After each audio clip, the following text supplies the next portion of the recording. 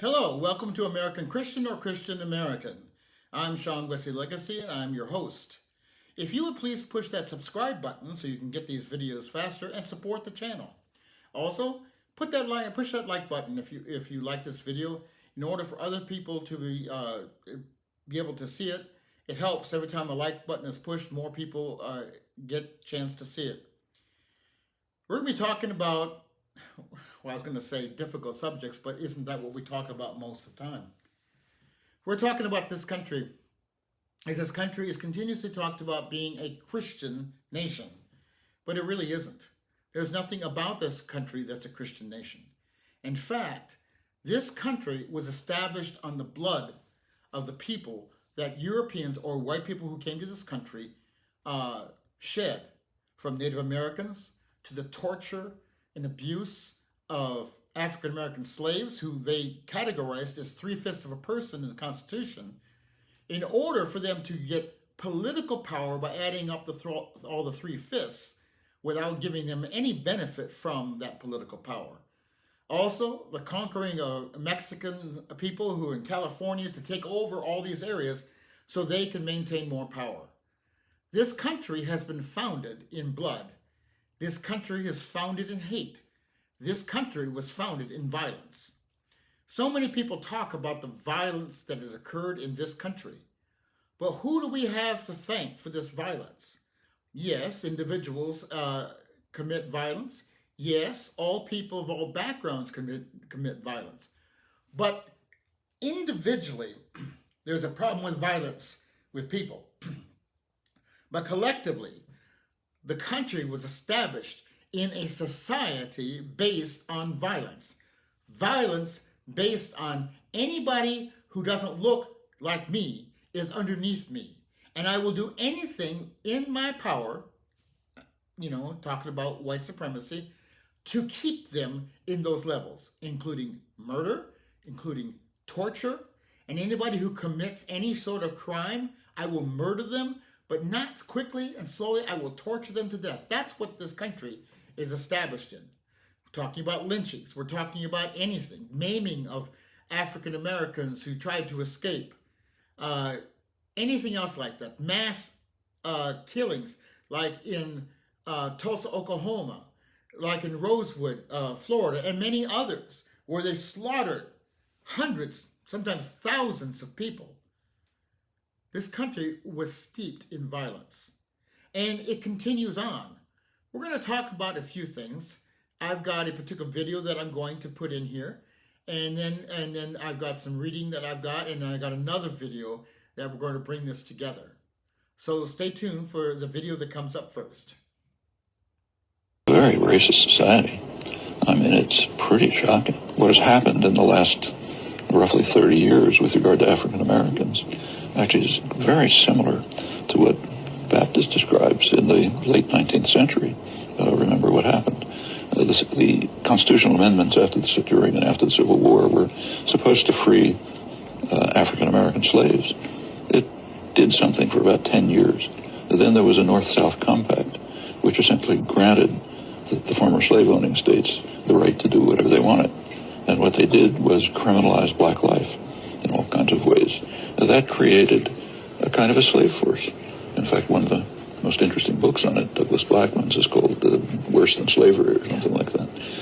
It threw mostly black males, but also women, into jail, where they become a perfect labor force, much better than slaves. If you're a slave owner, you have to keep your capital alive. If the state does it for you, it's terrific. No strikes, no disobedience, perfect labor force. A lot of the American Industrial Revolution in the late 19th, early 20th century is based on that. Actually, it pretty much lasted until the Second World War, when there was a need for what's called free labor in the war industry. After that come about two decades in which African Americans had a kind of a shot at entering the society. A black worker get a job in an auto plant. The unions were still functioning, maybe buy a small house, send his kid to college or something. By the 1970s or 80s, it's going back to criminalization of black life. It's called the drug war, which is a racist war. Ronald Reagan was an extreme racist, denied it. And the whole drug war, so-called, is designed from policing up to eventual release from prison to make it impossible for the black male community and more women and more Hispanics to be part of the society. In fact, if you look at American history, the first slaves came in 1619, half a millennium. There have been about 3 or 4 decades in which African Americans had a limited degree of freedom. Not entirely, but at least some. And of course, it's for black elites, there's some privileges, but I'm talking about the mass of the population, which has been recriminalized and incidentally also turned into a slave labor force. There's prison labor, for example. Well, this is American history. To break out of that is no small trick. In fact, if you take a look at the election, say the last election, in many ways it's a civil war of the red states of the Confederacy. It extends a little beyond, but that's pretty much what it is. And of course, this is a real battle. These 2 founding crimes, slavery and extermination of the indigenous population, they're very much with us. Take a look at Indian reservations today. It's not a pretty sight. All right, so we saw that video of this older gentleman talking about many of the true facts of this country, how racist this country is. This country is probably one of the most racist countries in the world. And yet we talked about Germany. We should talk about Germany in a sense because it was very racist, elitist, and the horrific things they did to the modern day Jew population. It was just awful. But this country is not far removed. Maybe it's in a different time period where the largest atrocities happen in this country. But this country has been extremely violent and extremely evil in what it's done. And yet they talk about Christian values. There's no Christian values in the bulk of this country. There are some Christian people, yes. But so many people who claim to be Christian are not carrying out Christian values. They are racist. They abuse people. They make laws to hurt people. They claim to be pro-life, but why they don't want abortions, they will starve children to death. They will do everything they can to make sure that non-whites in this country suffer. And also, they sacrifice a lot of whites too. So it's really hurting everybody. And to think, if you're a poor white person, that if you're racist, that it's about them. No, you're included in it too, because you're just a casualty of war. This country is violent. Now, you saw in that video that man talked about Dixiecrats. So I want to read something here about Dixiecrats. A Dixiecrat, member of the right-wing Democratic splinter group in the 1948 U.S. presidential election organization by Southerners who objected to the civil rights program of the Democratic Party. It met at Birmingham, Alabama, and on July 17, 1948, nominated Governor Storm Thurmond of South Carolina for the president and for Governor Fielding, Wright of Mississippi, for vice president. The Dixiecrats were opposed to federal relations they considered to be interfere with state rights.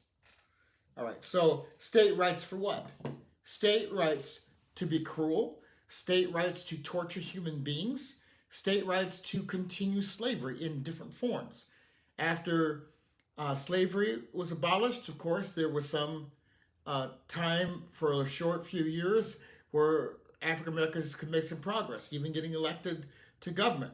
Then Jim Crow laws came in, another form of slavery. Then mass incarcerations come in place.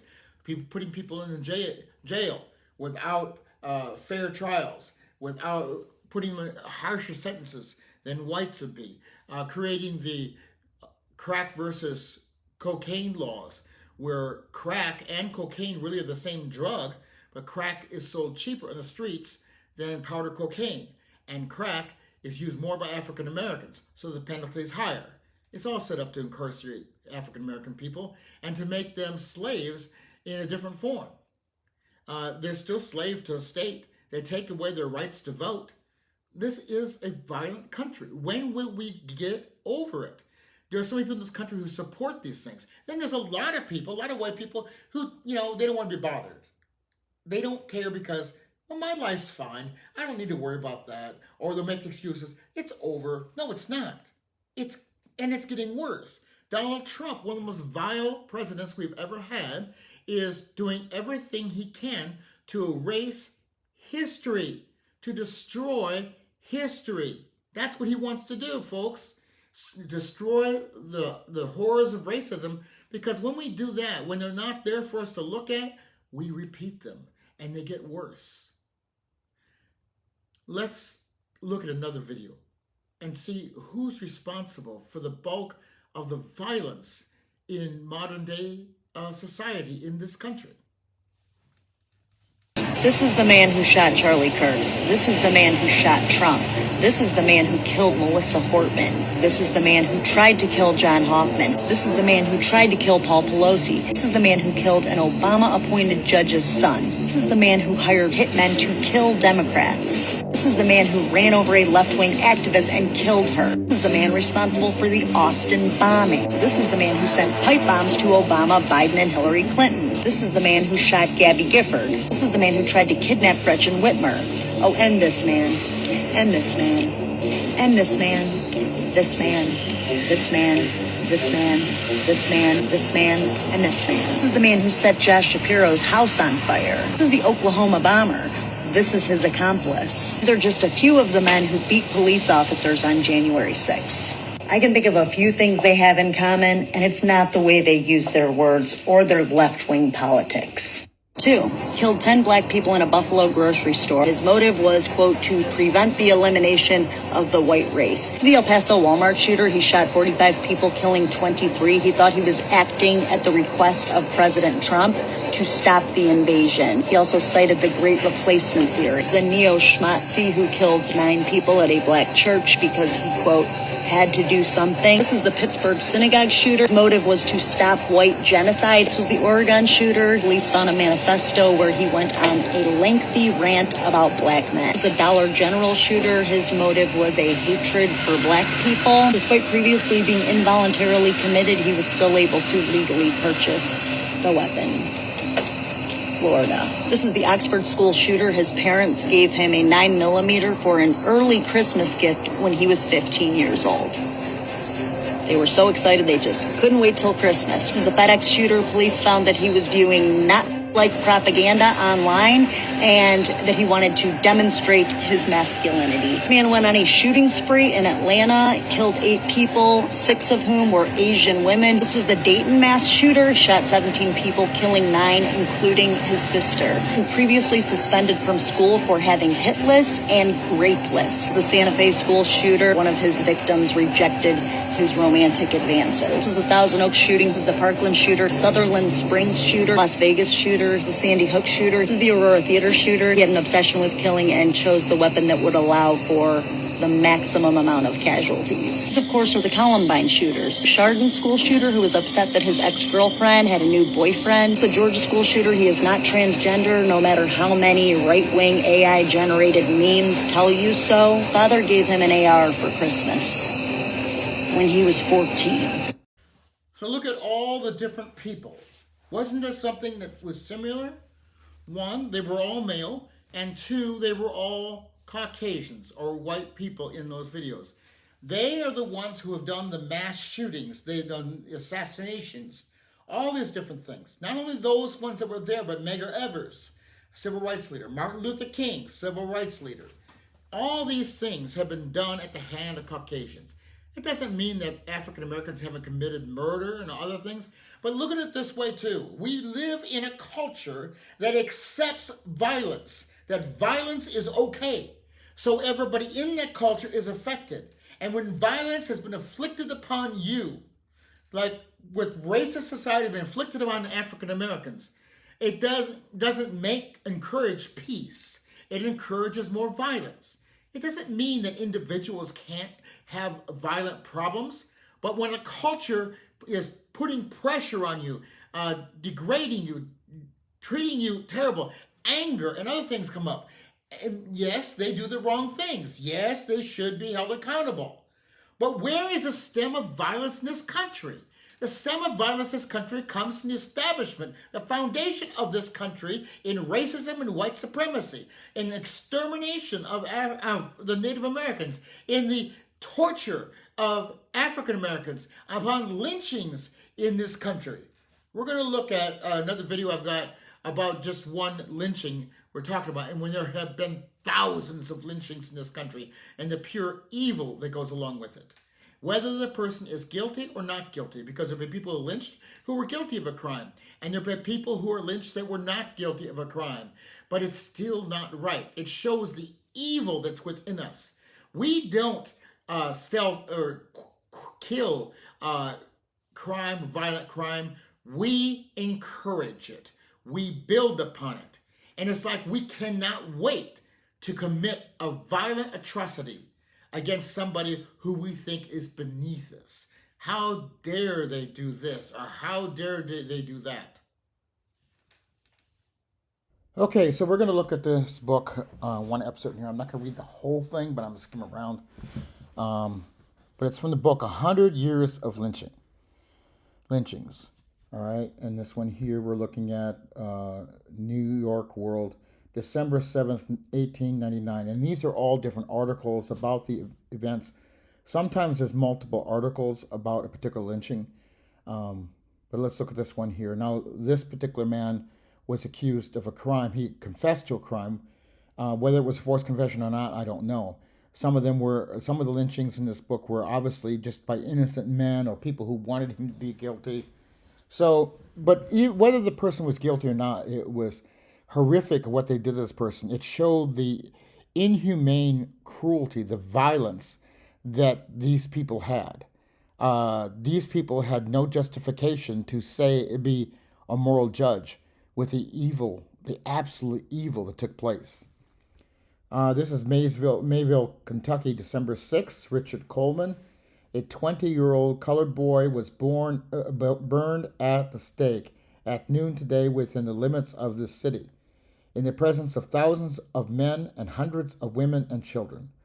Tortures almost unbelievable were inflicted upon the wretched Negro. In all the vast crowd that witnessed the agonies of the man, not one hand was raised in humanity's behalf, nor a single voice heard in the interest of mercy. Instead, when some new torture was inflicted upon the shrieking, burning boy, the crowd cheered and cheered. The shrill voices of women and piping tones of children sounded high above the roar of men. Not one person in the crowd wore a mask. The leaders of the mob disdained the semblance of any disguise. Every act was done in the open. There was no secrecy. The population of the whole city and the county for miles around, churchmen, churchwomen, professional and businessmen of eminence, people of distinguished industry formed the mob. Not a single regret from the horrible tragedy can be heard tonight from one end of the town to another. So, first of all, it was 2 months ago that Coleman killed Mrs. Lashbrook. He was taken to Covington and kept in jail there for safekeeping. He had been imprisoned here. He would have been lynched without delay. The authorities hoped that the public indignation would die out. Instead, it ramified, hardened, and became as fixed in the minds of thousands as any human determination could be. So, we jump down here. He pleaded, if you read in here, he pleaded with the judge in Covington just to hang him there because he knew what awaited him. He knew what awaited him if he went there. So, all right, so they came down here. Deputy Sheriff Robinson tried to make him talk, but when asked questions, he simply shook his head. Once asked his age, he said, about 14, I guess. Robinson said, "You told me 20. Maybe I did. I don't know," was the reply. Sheriff Pierre, when en route, was informed that the mob was awaiting the arrival of the train. Okay, and we jump down here.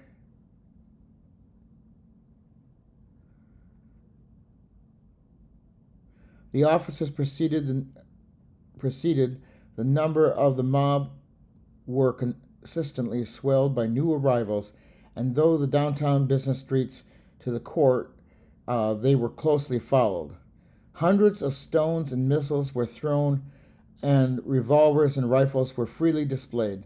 The prisoner was frequently struck, and he presented a frightful appearance, blood streaming from his wounds in his face and his head. At the courthouse, a mob of 2,000 men, headed by James Lashbrook, the husband, had been hastily formed. The demand for the prisoner was made, accompanied by threats from the leaders. And you jump down a little bit more.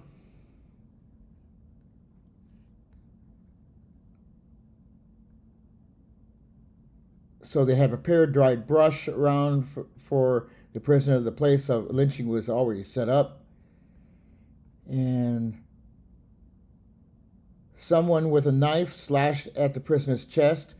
By a sort of cruel concurrence action on the part of the mob, not a single shot was fired. All right. As the flames grew, Coleman's horror increased. As he struggled terribly to withdraw his limbs from encroaching fires, the shrieks of the burning Negro nerved the crowd to greater deeds of horror. One man had in his hand the same pepper box which Coleman had used to throw pepper in the eyes of Mrs. Lashbrook when he first attacked her. The man had filled the box with cayenne pepper. He stepped up close to the shrieking wretch, whose eyes were almost bursting from his head with pain, and calmly threw the pepper into the eyes of the Negro again and again. The boy wrenched with strain at the stout ropes, and his face became horribly distorted with the awfulness of the pain. But the man with the pepper box kept deliberately shaking more pepper into the victim's eyes. All right. So I'm going to end this right here. If you want, you can get this book. There's tons of lynchings in here from people who were guilty or not guilty. And even when people are guilty, we don't know the real story because they made up all kinds of excuses just to kill African Americans in this country. There is no chance of a fair trial from anyone. If this was a white person, they would have went to trial. What kind of person enjoys doing this to other people? Not only men were involved in this lynching, women were involved, children were involved. This is child abuse, actually, because what it is, traumatizing, searing their conscience to get them to be just as evil and as corrupt as their parents. This was disgusting. But this is what this country has been founded upon: violence, hate. The law has really had no meaning in the past. Much of the law was racist themselves. In fact, most of it. As we talked about before, the police force is an extension of the slave patrol, which was established in the Second Amendment, a well-organized militia. That's what we've been founded upon. And why the police force has come quite a ways, there's still tons of racism within the police force. Not necessarily everybody, but the system is still part of a system that is broken, a system that was established. It's broken in the sense it doesn't do right, but it's doing exactly what it was meant to do. This system was organized in order to do atrocities. The system by Ronald Reagan creating the war on drugs or encouraging it. All that is a system working to oppress people, to make slaves out of people.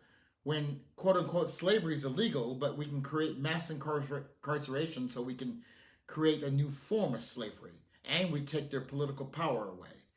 This country hasn't changed. People fight back and they bow to it a little bit because of the pressure, but they're always scheming how to hurt people. A few people, I believe, have turned away from it. I want to see a lot more. Will we abolish white supremacy? Maybe not. But we can just diminish its power by what we do, when we do it. Will you join that? Charlie Kirk, another one. We talked about him recently, and he was a violent man. And he even We're going to show a video clip. He even talked about how we need a few gun deaths in this country in order to keep the Second Amendment, to establish our other God-given rights. Well, these rights he's talking about, first of all, are part of the Constitution. They weren't necessarily God-given. They were established by the Constitution. And some of them were rights that are simply created for white people to be superior. God didn't give that. We have to understand who is speaking, God or white supremacy, because they're trying to mix the things up. They are completely separate. God does not tolerate all this violence that goes on, the torture. And those who commit those atrocities will have nothing to do with God in the afterlife. Now, why people can be forgiven, even if people commit atrocities, God can forgive them. But you have to want to be forgiven, and you have to change your ways. If you just continue to do those things and expect God to forgive you, you don't have any part with God. You cannot be a white supremacist and be part with God. It is as much away from God as anything. So we're going to look at two different things, one about Charlie Kirk and another one about action by President Trump. It's worth to have a cost of, unfortunately, some gun deaths every single year so that we can have the Second Amendment to protect our other God-given rights. That is a prudent deal. President Trump, he's ordering the removal of certain things from exhibits that show the violence that was committed against African Americans. Why?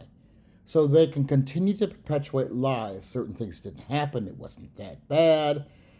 This is preparing us for a future where the violence can continue or be increased.